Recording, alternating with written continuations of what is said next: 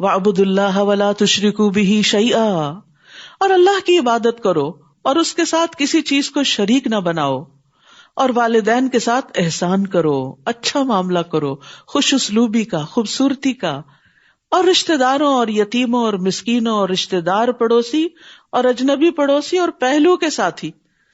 پڑوسیوں کا تو سب کو پتا ہے، نیبرز، اور خصوصاً اس کا حق زیادہ ہے جو نیبر بھی ہو اور رشتہ دار بھی ہو، اس کے 2 پوائنٹس ہو جاتے ہیں۔ ان کے ساتھ احسان کا معاملہ کرو، اور جو ساتھ بیٹھا ہو کہیں بھی، چاہے کسی بس میں، جہاز میں، کلاس میں، کلینک پہ، کہیں بھی جو ساتھ بیٹھتے ہیں لوگ، ان کا بھی حق ہوتا ہے۔ صرف یہ نہیں کہ چوڑے ہو کے بیٹھ جائیں یا ان کو اپنی کونیوں سے تکلیف دیتے رہیں یا اپنا سامان ان کی طرف کر دیں، نہیں، جو اپنے لیے پسند کرتے ہو وہ ان کے لیے بھی کرو۔ اور پھر خاص طور پر پہلو کے ساتھی میں وہ لوگ بھی آتے ہیں جن کے ساتھ آپ مل کے کام کرتے ہیں، آپ کی ٹیم، آپ کے کولیگز جو آپ کے ساتھ ساتھ رہتے ہیں، آپ کے مددگار ہیں، اور خصوصاً جو انصار اللہ ہیں، ان کے ساتھ احسان کا معاملہ کرو، سلام میں پہل کرو، مسکرا کے پیش آؤ، ان کے کاموں کی، ان کی محنت کی قدردانی کرو، ان کی کوششوں کو اپریشیٹ کرو، یہ ہے احسان کے معاملے۔ اور مسافر، اجنبی لوگ، ان کے ساتھ بھی احسان کا برتاؤ کرو، یہ ہے ہمارا خوبصورت دین۔ اور تمہارے دائیں ہاتھ جن کے مالک ہوئے، یعنی لونڈی غلام، لیکن آج کے دور میں لونڈی غلام نہیں ہے، تو جو امپلائیز وغیرہ ہوتے ہیں کسی بھی جگہ پر، یعنی اگر کوئی شخص کسی کمپنی کو اون کرتا، مالک ہے اس کا، تو جو لوگ اس کے لیے کام کرتے ہیں وہ سب بھی اس میں شامل ہوتے ہیں۔ ان کی کوششوں کو بھی اپریشیٹ کرو، اور ان کو صرف یہ نہیں کہ سیلری یا ویجز جو طے کی ہیں وہی دو۔ احسان کیا ہوتا ہے کہ ان کو اس سے بڑھ کر بھی دو، ان کی خوشی، عید وغیرہ کے موقع پر، یا ان کی کسی شادی یا غمی یا دکھ تکلیف، اس میں بھی شریک ہو۔ یعنی صرف یہ نہیں کہ جی میں باس ہوں اور تم میرے سب آرڈینیٹ ہو تو بس ہمارے درمیان ایک ڈسٹینس ہوگا۔ نہیں، مومن مومن کا بھائی ہے، اور ایک مسلمان جہاں بھی ہو، چاہے مسلم نان مسلم کوئی بھی اس کے ساتھ کام کر رہے ہیں، وہ ان کے ساتھ احسان کا معاملہ کرتا ہے، اور اسی اخلاق اور اسی محبت سے ان کے دل جیت لیتا ہے۔ تو یہ اللہ سبحانہ تعالیٰ کا حکم ہے۔ اللہ نے اپنا حق صرف ایک بتایا کہ اللہ کی عبادت کرو، اس کے بعد سارے بندوں کے حقوق بتائے کہ کس کس کے ساتھ تم خوبصورت رویہ اختیار کرو۔ بے شک اللہ کسی خود پسند، بہت فخر کرنے والے کو پسند نہیں کرتا، یعنی اللہ سبحانہ تعالیٰ ایسے لوگوں کو پسند نہیں کرتا جو سب کچھ اپنے آپ کو ہی سمجھے، یعنی صرف ان کو اپنے ہی حق کا پتا ہو، اور اگر ان کو کچھ خوبیاں دوسروں کے مقابلے میں یا مال و دولت زیادہ ملا ہے تو وہ اکڑنا شروع کر دیں اور دوسروں کو انسان ہی نہ سمجھے۔ نہیں، دوسروں کے ساتھ احسان کا معاملہ کریں، چاہے گھر کے اندر ہو چاہے گھر کے باہر ہو۔ کون ہے یہ فخر کرنے والے؟ وہ جو بخل کرتے ہیں، یعنی سلام نہ کرنا یہ بھی بخل ہے، اسمائل نہ کرنا یہ بھی بخل ہے، یہ بھی دل کی تنگی ہے، اور لوگوں کو بخل کرنے کا حکم دیتے ہیں، یعنی اوروں کو بھی برے اخلاق سکھاتے ہیں۔ یا پھر مال کا بخل جو سب سے پہلے آتا ہے کہ خود خرچ نہیں کرتے، اور اگر کوئی اور کر رہا ہو تو اس کو بھی روکتے ہیں، اور اللہ نے جو کچھ اپنے فضل سے عطا کیا ہے اسے چھپاتے ہیں، اور ہم نے کافروں کے لیے رسوا کن عذاب تیار کر رکھا ہے۔ کس لیے چھپاتے ہیں؟ کہ کوئی مانگ نہ بیٹھے، کوئی نظر نہ رکھے کہ ہمیں بھی کچھ نعمتوں میں سے حصہ دو، خاص طور پر رشتہ دار۔ تو بخل کا تعلق مالی اور قولی دونوں حقوق کے ساتھ ہے۔ تو تھوڑ دل انسان کی قرآن مجید میں مذمت کی گئی ہے، یعنی جو دل کا چھوٹا ہو، جس کا دل گھٹا ہوا ہو، اور جو چھوٹی سی تکلیف پہ گھبرا اٹھے، اور جب مال ملے تو بخیل بن جائے۔ رسول اللہ صلی اللہ علیہ وسلم نے فرمایا، آدمی میں سب سے بدترین چیز بے صبر پن کے ساتھ بخل اور حد سے زیادہ بزدل ہونا ہے، کیونکہ بزدلی جو ہے وہ انسانوں کو آگے نہیں بڑھنے دیتی، رسک نہیں لینے دیتی، اور جو رسک نہ لے وہ اوپر نہیں جا سکتا، اونچا نہیں اڑ سکتا۔ اور بخل کرنے والوں کی مثال کیا ہے؟ اس شخص کی طرح ہے جو ایسا لباس پہنتا ہے کہ جو اسے جکڑ لیتا ہے۔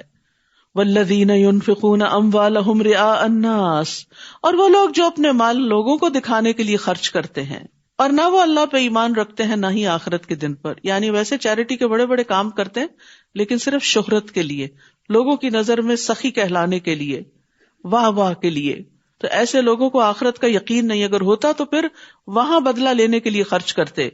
اور جس کا ساتھی شیطان ہو جائے تو وہ کتنا برا ساتھی ہے، یعنی شیطان انسان کے ساتھ لگا ہوا ہے اور وہ اس کو برے کام کرنے کا حکم دیتا ہے۔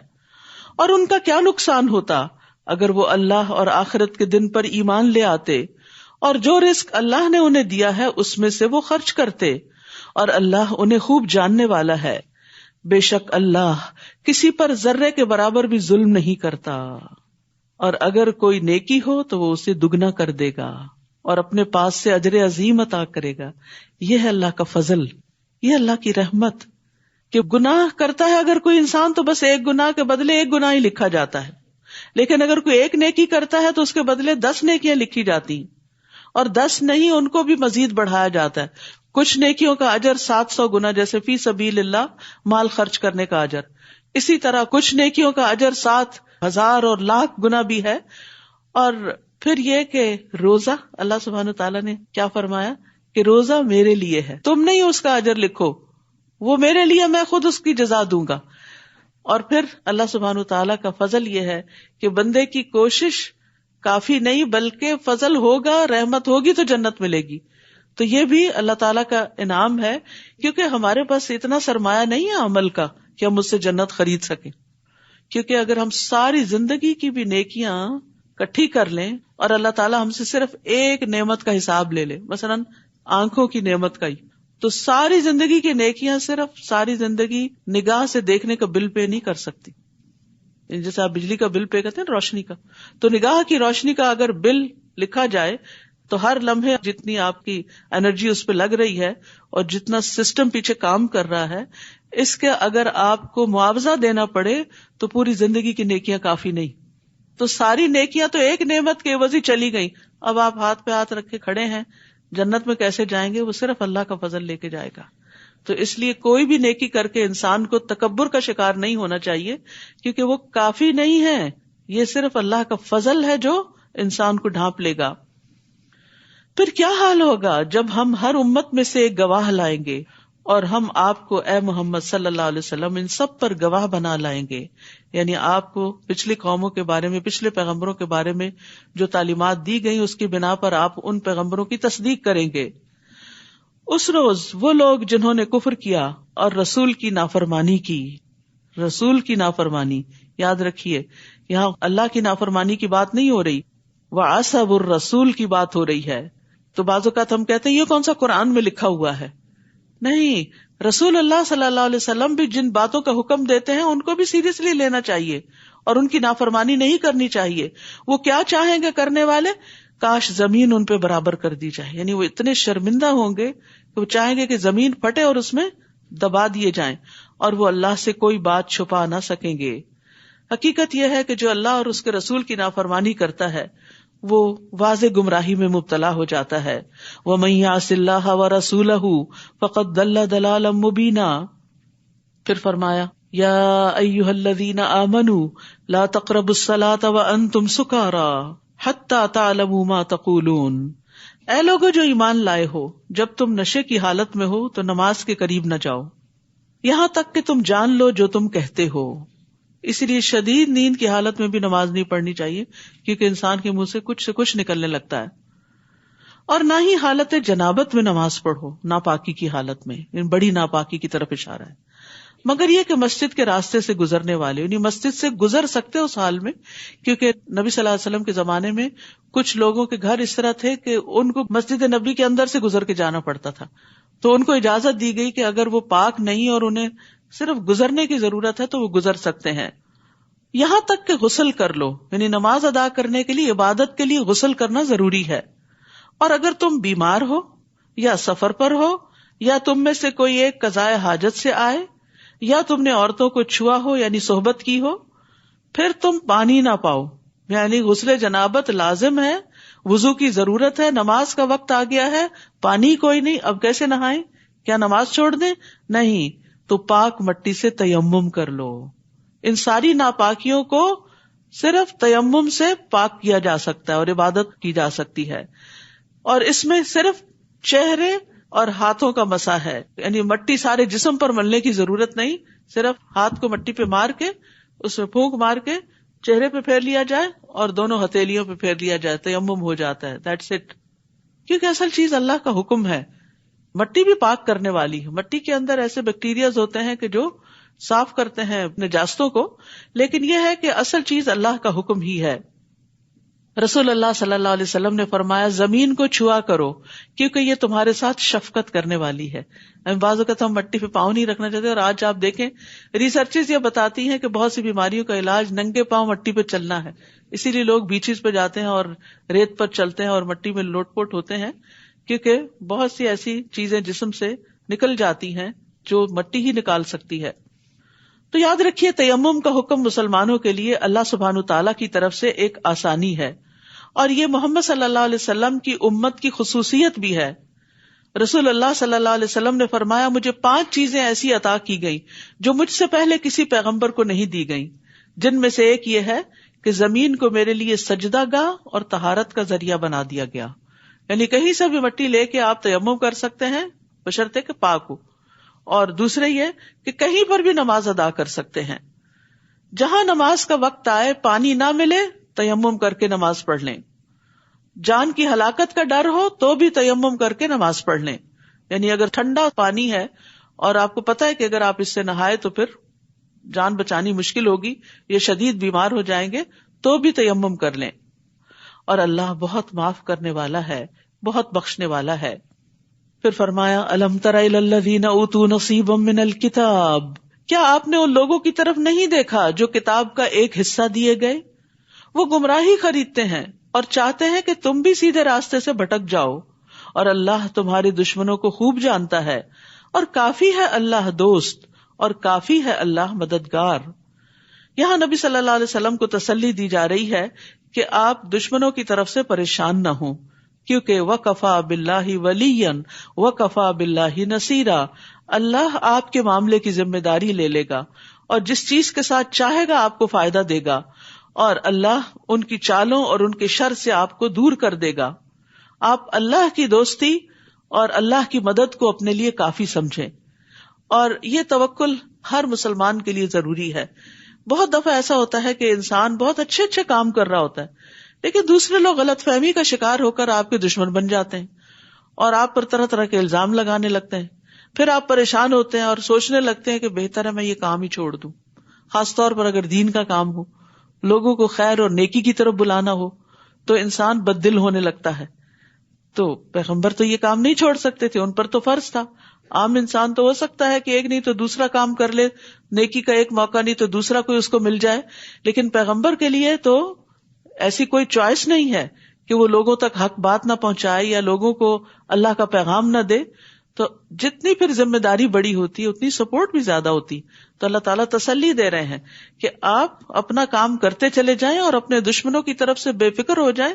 ان کے مقابلے کے لیے اللہ آپ کو کافی ہے. اور ایک حقیقت ہے کہ خیر اور بھلائی کا کوئی بھی کام کرنے کے لیے صرف کوششیں کافی نہیں ہوتی، اللہ کی مدد ضروری ہوتی.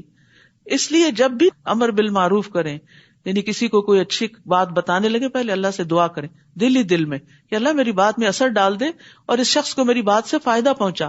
اگر کوئی غلط کام کر رہا ہے، چاہے اپنا بچہ ہی کر رہا ہے، تو اس کو بھی روکنے کے لیے پہلے اللہ سے مدد مانگے کہ اللہ تیری مدد چاہیے، تو میری زبان میں ایسی تاثیر پیدا کر کہ میں اس سے بات کروں تو یہ اپنے اس نقصان کو سمجھ جائے جو یہ خود اپنے ہاتھوں کر رہا ہے.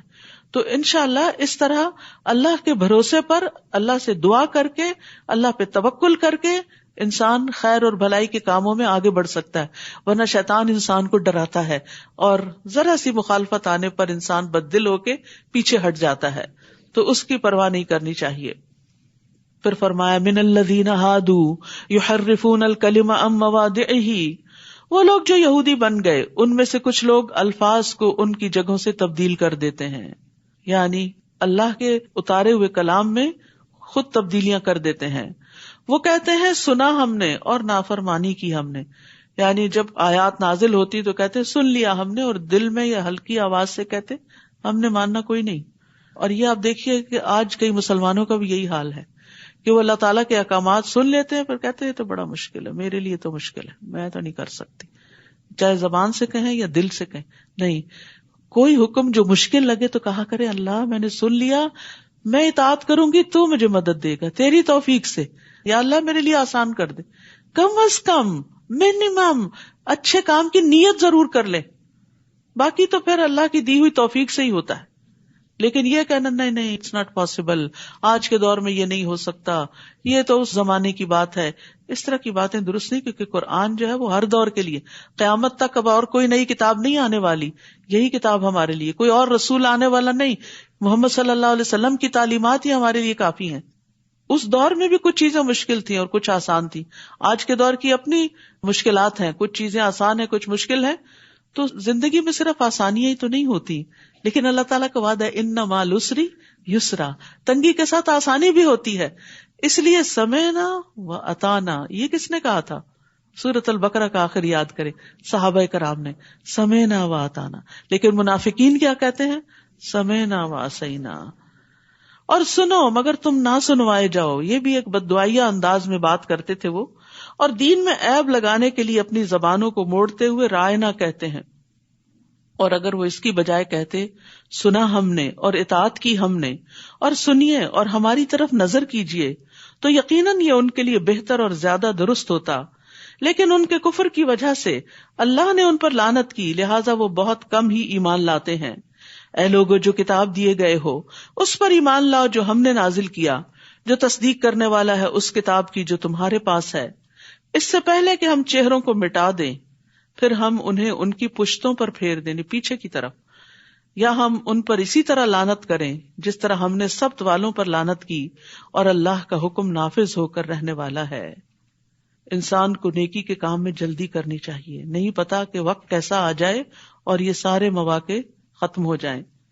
ان اللہ لا یغفر ان یشرک بہ ویغفر ما دون ذلک لمن یشاء، یقیناً اللہ نہیں بخشے گا کہ اس کے ساتھ شرک کیا جائے. مومن کو سب سے زیادہ سینسٹیو جس معاملے میں ہونا چاہیے وہ شرک کا معاملہ ہے. کوئی ایسی چیز جو شرک کی طرف بھی لے جاتی ہے اس سے بھی بچنا چاہیے، اور اس کے لیے علم حاصل کرنا چاہیے کہ کیا کیا چیزیں انسان کو شرک میں مبتلا کر دیتی ہیں، کون سی سوچ، کون سا بول، کون سا فعل. فَاعْلَمْ أَنَّهُ لَا إِلَٰهَ إِلَّا هُوَ، یہ علم حاصل کرو، جان لو کہ اللہ کے سوا کوئی معبود نہیں. تو یہ علم سب سے اہم ترین علوم میں سے ہے، اسی پر ہماری نجات ہے. اور نبی صلی اللہ علیہ وسلم اور باقی تمام انبیاء نے لوگوں کو ایک رب کی عبادت کی طرف بلایا تھا. فرمایا اور جو گناہ اس کے علاوہ ہے وہ جس کے لیے چاہے گا بخش دے گا، یہ اس کے ہاتھ میں ہے. مالک یوم الدین وہی ہے. اور جس نے اللہ کے ساتھ شرک کیا تو یقیناً اس نے بہت بڑا گناہ گھڑ لیا. کیا آپ نے ان لوگوں کی طرف نہیں دیکھا جو اپنے آپ کو پاک قرار دیتے ہیں، یعنی اپنی تعریفیں کرتے ہیں یا اپنے دوستوں کی یا اپنے آپ کو ہر عیب سے پاک سمجھتے ہیں، بلکہ اللہ ہی جس کو چاہتا ہے پاک کرتا ہے.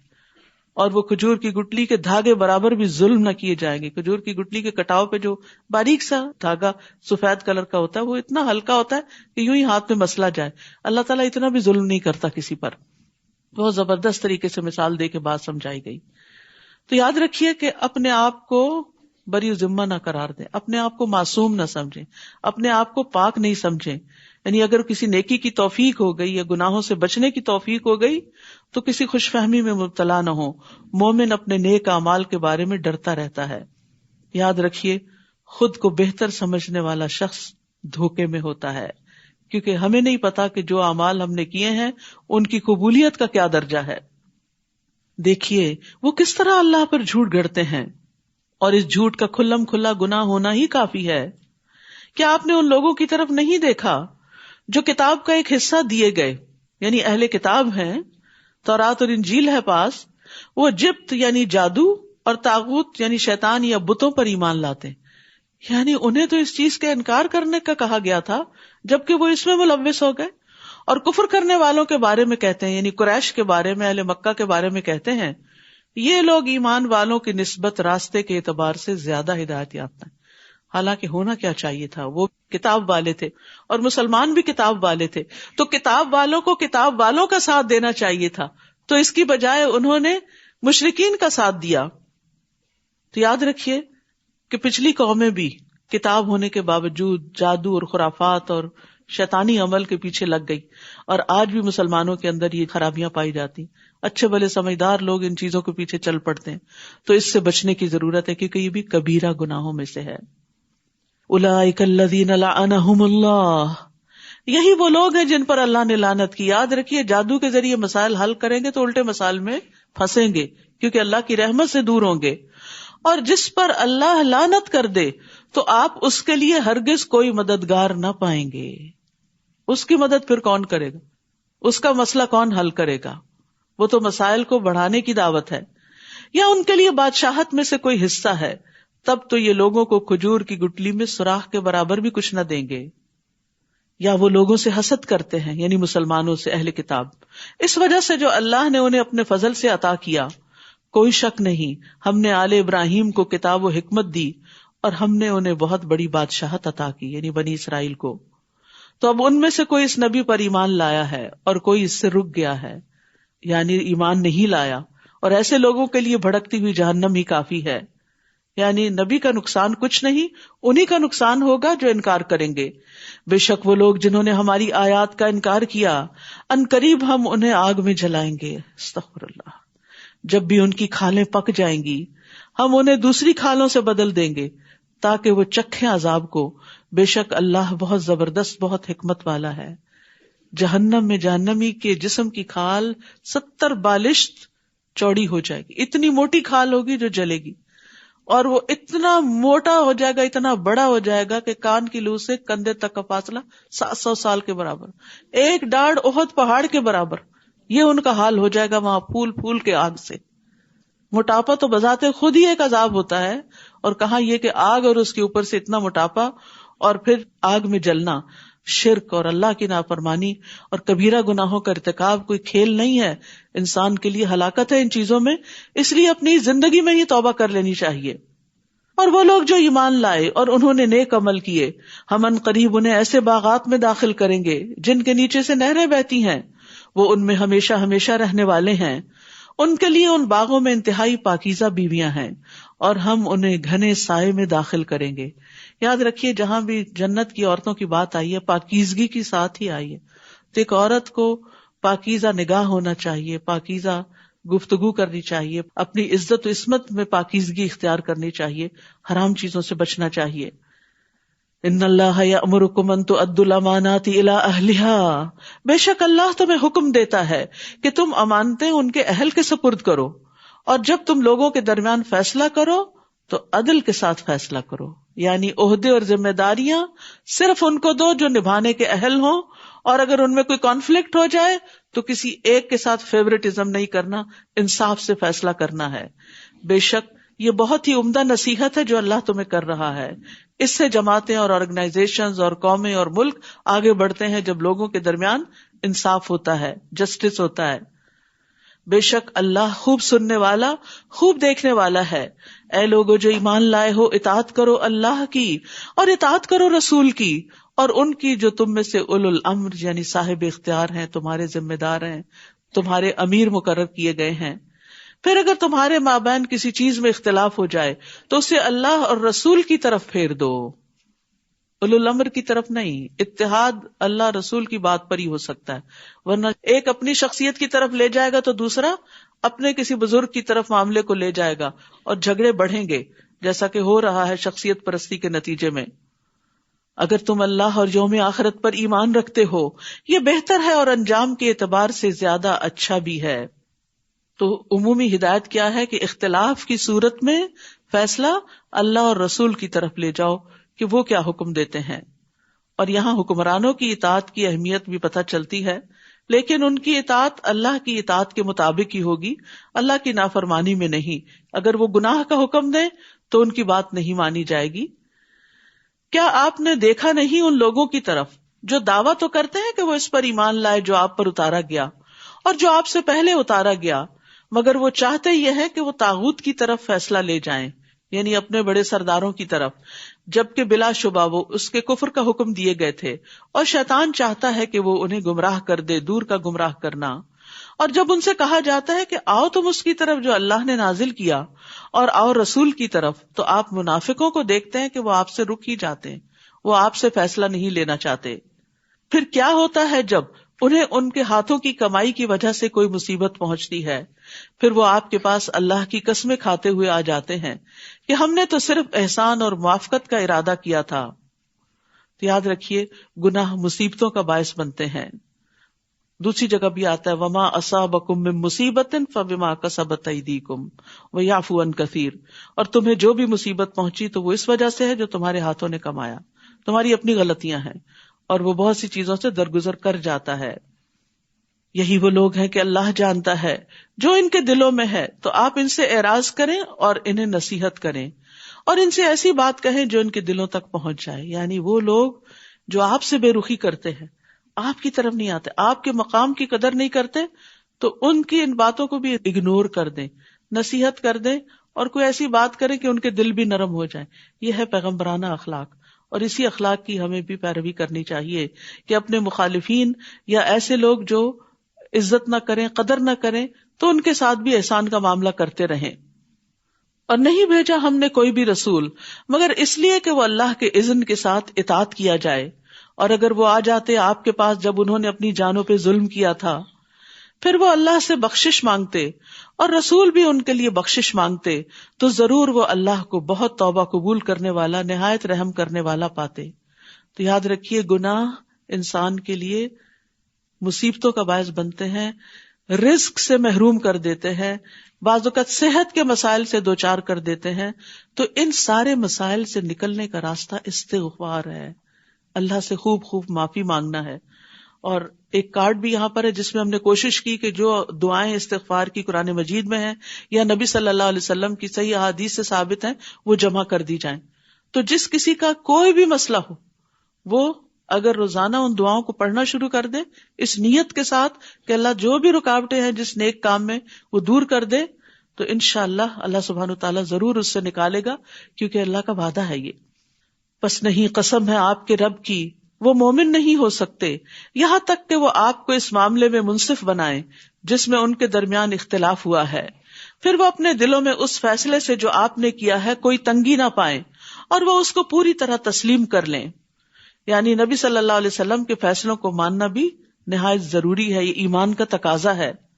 اور اگر بے شک ہم ان پر لکھ دیتے کہ اپنے نفسوں کو قتل کرو یا اپنے گھروں سے نکل جاؤ، یعنی معافی کے لیے، تو چند لوگوں کے سوا وہ ایسا نہ کرتے، اور اگر وہ وہی کرتے جس کی وہ نصیحت کیے جاتے ہیں تو ضرور وہ ان کے لیے بہتر ہوتا اور ثابت قدمی کے اعتبار سے زیادہ اچھا ہوتا۔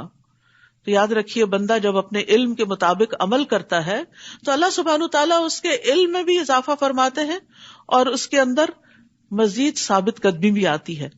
یعنی ہم کہتے ہیں یا اللہ ہم ابھی تو سن رہے ہیں، ابھی تو عمل کر رہے ہیں، ایسا نہ ہو آئندہ زندگی میں بھٹک جائیں، نہیں، وَاعْتَصِمُوا بِحَبْلِ اللَّهِ جَمِيعًا، اللہ کی رسی قرآن کو مضبوط تھامے رکھو، استغفار کرتے رہو، تو اللہ تعالیٰ ثابت قدمی بھی دے گا، نہیں پھسلو گے انشاءاللہ۔ اور تب ہم انہیں یقیناً اپنے پاس سے اجر عظیم عطا کرتے اور ہم ضرور انہیں سیدھے رستے کی طرف ہدایت دیتے۔ اور جو کوئی اللہ اور رسول کی اطاعت کرے تو وہ ایسے لوگوں کے ساتھ ہوں گے جن پر اللہ نے انعام کیا، انبیاء، صدیقین، شہداء اور صالحین میں سے، اور کتنے اچھے ہیں یہ لوگ بطور ساتھی کے۔ نبی صلی اللہ علیہ وسلم کی خدمت میں ایک صحابی حاضر ہوتے تھے، تو وہ ایک دن کہنے لگے کہ اللہ کے رسول، جب آپ کے پاس ہوتا ہوں، آپ کو دیکھتا ہوں تو میرا دل خوش ہوتا ہے، لیکن مجھے یہ ڈر ہے کہ میں بھی فوت ہو جاؤں گا اور آپ بھی، تو پھر مرنے کے بعد آپ کا مقام تو بہت بلند ہوگا، ہم پتہ نہیں کہاں ہوں گے۔ تو اس پر وہ بہت غمگین ہو گئے کہ مرنے کے بعد آپ کی محبت اور آپ کی صحبت اور آپ کی رفاقت اور آپ کا قرب کیسے حاصل ہوگا۔ تو اس پر یہ آیت نازل ہوئی کہ جو اللہ اور رسول کی اطاعت کرے گا وہ ان لوگوں کے ساتھ ہوگا۔ اور حضرت انس کہتے ہیں کہ ہمارے لیے اس سے بڑھ کر خوشی کا کوئی دن نہیں تھا کہ جس دن آپ نے ہمیں یہ بتایا کہ المرء مع من احبہ، انسان اسی کے ساتھ ہوگا جس سے وہ محبت کرتا ہوگا۔